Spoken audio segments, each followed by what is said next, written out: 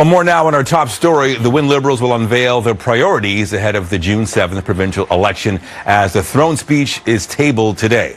For more on what we can expect from this afternoon's speech, we're joined by Joseph Ragusa of the Sussex Group. Thanks for joining us. Of course, this is a big one with an election around the corner.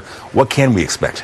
Well, Nathan, thanks for having me on. I think we can expect a lot of things. Really, it's kicked off on Saturday with the NDP and their leader, Andy Horwath, making a big announcement. We're going to have a throne speech today at noon in the Legislature where the Win government will lay out their priorities.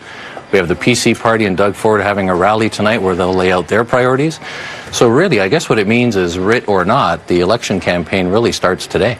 Absolutely. Are there certain things you expect to hear in the speech?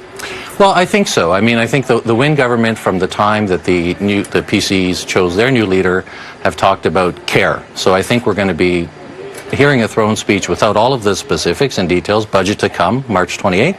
They'll talk about their plans to care for seniors, to care for children, to care for people who need it. Look, all of these parties do extensive polling, and I think right now the polling indicates that healthcare and affordability, the cost of living, are what's on people's minds. And so you see the NDP, for example, pledging universal dental care. I think you're going to see the Liberals perhaps expanding pharmacare and some of the programs that they've initiated over the last couple of years. So I think we're going to see kind of high-level messaging and then details to come and things like the budget. Of course. How much of an impact do you think this speech might have? Are people, do you think, paying attention to this? No, I mean, typically people don't pay a lot of attention to the throne speech. It's up to really people like you to report what was done and what's in it. I think right now people, look, the Win government, since Patrick Brown blew up on January 24th, everybody is talking about the PC party and their process and Doug Ford, and it was a tumultuous process. So I think this is the government's attempt to say, hey, we're here too. We've got some things that we want to talk about, so we're going to prorogue the legislature, have a throne speech, and lay out what we plan to do. And to prorogue the legislature to you, was that a big deal? Not really. I mean, they were due to come back to session anyways. They will be back today. I mean, for people like me that do government relations, it's a bit of tracking where bills are and what gets reintroduced and what doesn't. But really, it's not, because the business of the province goes on. I mean, the civil servants are doing what they have to do.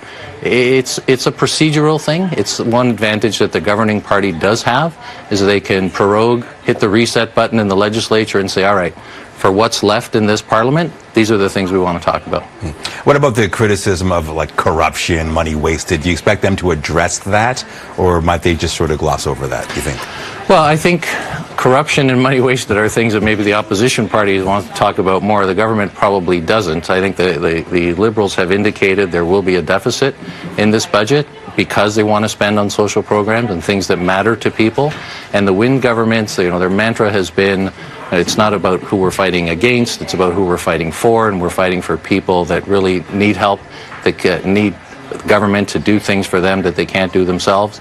So I don't expect that the governing Liberals are going to talk a lot about wasting money or corruption, to be honest. No, but sometimes they put measures in place to sort of combat that, or to promise to have outside parties look into it, but I guess they leave that alone. Well, I mean, we'll have to wait and see what's in it. It's today at noon. I don't imagine that they're going to use the throne speech opportunity to talk about things that their opponents criticize them heavily for. I mean, there's lots of checks and balances in place. There's auditor generals. There's a parliamentary budget officer. There's a financial accountability office. There's lots of organizations and offices that look at government spending and try to check it. Perfect. All right, Joseph Ragusa of the Sussex Group, thanks for your time. Thank you. All right, 10:20.